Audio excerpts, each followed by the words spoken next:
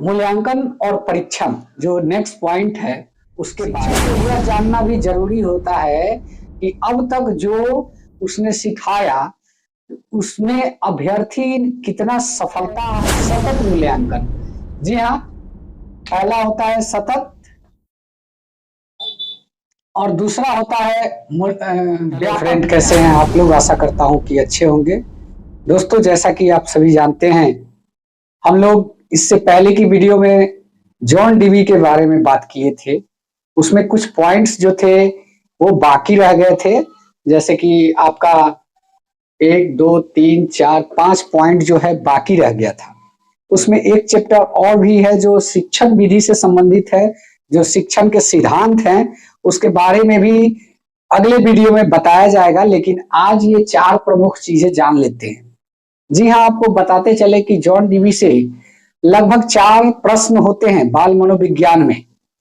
और अगर आपका जो भाषा शिक्षण है, भाषा शिक्षण में भी कुछ चीजें हैं जो जॉन डीवी से रिलेटेड रहती है, इसलिए इसको अच्छा से समझिएगा तो 6 नंबर का काम आपका आने वाली सीटेट की परीक्षा में हो जाएगी। तो दोस्तों, वीडियो को गौर से देखिएगा और अंत तक देखिएगा ताकि चीजें समझ में आए। देखिए, सबसे बड़ी बात है कि अगर कॉन्सेप्ट क्लियर होगा तो आपको कहीं भी कोई कठिनाई का सामना करना नहीं पड़ सकता है। इसलिए वीडियो को पूरा देखें और चैनल को भी सब्सक्राइब करते चलिएगा। कमेंट के माध्यम से जरूर जो आपके प्रश्न हो जरूर पूछिएगा, क्योंकि उससे हमें पता चलेगा कि आप लोग जागरूक कितना है, कितना कुछ सीखने के लिए तत्पर है। ये चीजें जरूरी होती है एक यूट्यूबर के लिए, और एक शिक्षक होने के नाते भी यह जरूरी है कि फीडबैक मिलता रहे।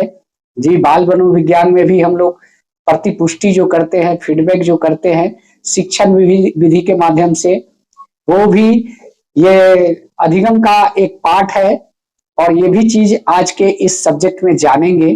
तो चलिए सबसे पहले शुरुआत करते हैं मूल्यांकन और परीक्षण जो नेक्स्ट पॉइंट है उसके बारे में। जी हाँ, इसके बारे में आप जान लेंगे कि मूल्यांकन इसलिए जरूरी है कि आपको यह पता चल सके कि परीक्षार्थी जो है कितना कुछ सीखा।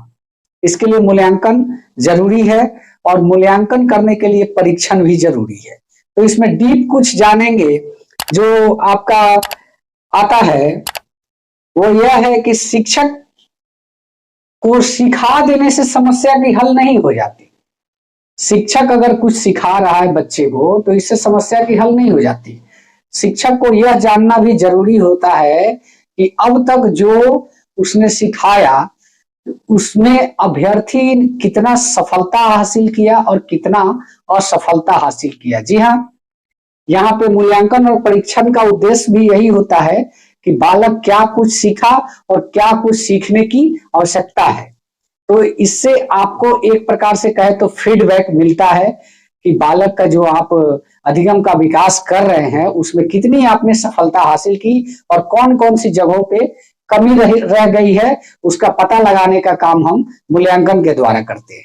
जी हाँ, अब इसमें भी 2 मूल्यांकन होते हैं। जैसे पहला होता है सतत मूल्यांकन। जी हाँ, पहला होता है सतत और दूसरा होता है व्यापक मूल्यांकन। अब सतत में क्या होता है कि लगातार, सतत मूल्यांकन में होता है कि लगातार आप जो है अभ्यर्थी उससे आप फीडबैक लेते रहते हैं पाठ के क्रम में और या फिर अगले दिन। ये लगातार चलने वाला मूल्यांकन है। इसमें आप जो पता लगाते हैं उसकी कमियों का पता लगाते हैं, क्या क्या कमी रह गई है शिक्षण में, शिक्षण कार्य के दरमियान वो चीजों को आप पता लगाते हैं। और व्यापक का उद्देश्य जो होता है पता लगाने के बाद उसका निराकरण भी करते हैं। यहाँ पे निराकरण भी करना होता है।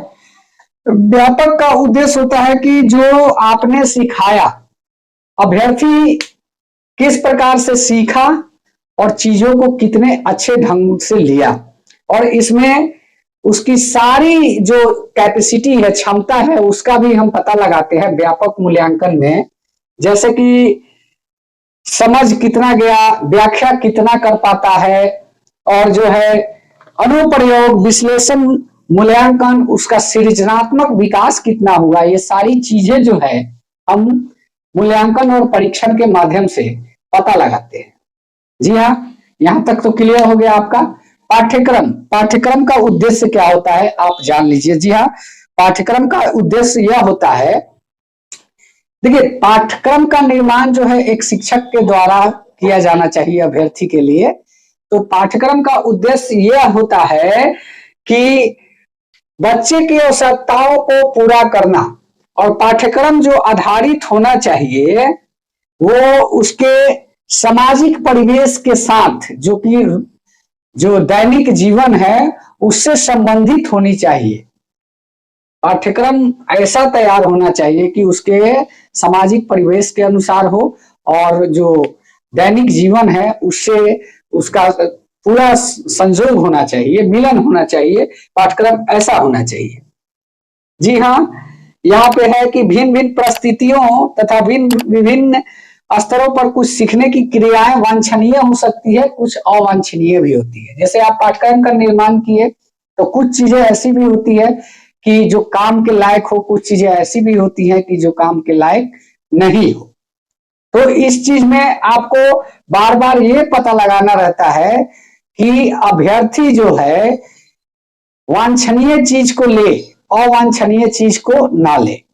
इसमें यही होता है कि पाठ्यक्रम का उद्देश्य जो होना चाहिए वो उसका मनोवैज्ञानिक ज्ञान के आधार पे होना चाहिए, और जो है अभ्यर्थी में ज्ञान का विकास कितना कर पाता है यह चीज पाठ्यक्रम के द्वारा ही निर्धारित होना चाहिए। तो एक शिक्षक को जो पाठ्यक्रम तैयार करना होता है वो बच्चे के सामाजिक परिवेश के अनुसार हो तो ज्यादा बेहतर होता है।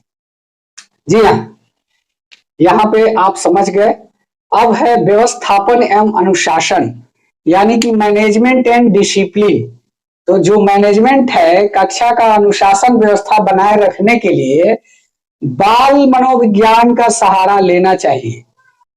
जैसे उदाहरण के लिए कोई बच्चा अगर शरारती है तो उसका ऐसा नहीं कि उसको रोकने की कोशिश करना चाहिए, उसमें उस चीज का पता लगाइए कि इसके द्वारा इसका ज्ञान का विकास किस प्रकार से किया जाए। क्योंकि ऐसा नहीं है कि अगर बच्चा शरारती है तो वो कुछ सीख नहीं सकता, उसका ज्ञान का विकास नहीं हो सकता। उसमें ही उसको आपको हल ढूंढना पड़ेगा कि इसको किस प्रकार से सिखाया जाए। उसके अच्छे समायोजक के जो लक्षण होते हैं उसमें क्या दिखाई दे रहे हैं, ये चीज जानना जरूरी होता है एक शिक्षक के तौर पे आपको। जी हाँ, बाल मनोविज्ञान शिक्षक को बतलाता है कि एक ही व्यवहार के भिन्न भिन्न व्यक्तियों भिन्न भिन्न प्रेरणाओं के कारण हो सकती है। शिक्षक को उसके असली प्रेरक का पता लगाकर ही उसके जो है उसके अनुकूल व्यवहार को भी करना चाहिए। बाल विज्ञान के द्वारा ही उसके जो अच्छे गुण हैं, उसके प्रेरक जो कि उसको प्रेरित कर सकते हैं सीखने के लिए, उस चीज का पता लगा के ही उसी के अनुसार शिक्षक को कार्य करना चाहिए उसके ज्ञान के विकास के लिए। हम लोग कक्षा में अनुसंधान और निराकरण के बारे में अगर जानना चाहेंगे तो यहाँ पे होता है क्या कि प्रैक्टिकल एंड रिसर्च जो है वो नई नई परिस्थितियों और नई नई समस्याओं को सुलझाने के लिए शिक्षक स्वयं को तैयार रहना चाहिए और उसके निष्कर्षों का उपयोग करना चाहिए। जैसे कि डेली एक नया प्रयोग करना चाहिए बालक के विकास के लिए, कि रिसर्च करते रहिए कि बालक किस प्रकार से सीखेगा और किस प्रकार से उसको सिखाया जाए कि वो ज्ञान को अर्जित कर सके। अपना नया जो फॉर्मूला है, नए थॉट्स है आपके, उसको अप्लाई करना चाहिए, इम्प्लीमेंट करना चाहिए कि बालक इस प्रकार से सीख सकता है। रिसर्च अनुसंधान में यही होता है। कक्षा में समस्याओं का निराकरण, देखिए कक्षा में समस्याओं का निराकरण जो है वो शिक्षण सिद्धांत के अनुसार करना चाहिए, शिक्षण विधि जो है उसके अनुसार करना चाहिए। अब शिक्षण विधि में आता है प्रेरणा का सिद्धांत, व्यक्तिगत अभिरुचि का सिद्धांत, लोकतांत्रिक सिद्धांत, और आता है आपका सर्वांगीण विकास का सिद्धांत और चयन का सिद्धांत। ये 5 सिद्धांत आते हैं। इसके थ्रू आप बच्चे में शिक्षण विधि जो किस प्रकार से शिक्षण दिया जाए ये सब चीजें बनाई जाती है। तो इसको हम नेक्स्ट वीडियो में रखेंगे और आपको नेक्स्ट वीडियो में शिक्षण विधि होगा और कुछ सवाल होंगे जो अभ्यर्थी हित में बहुत अच्छे होंगे।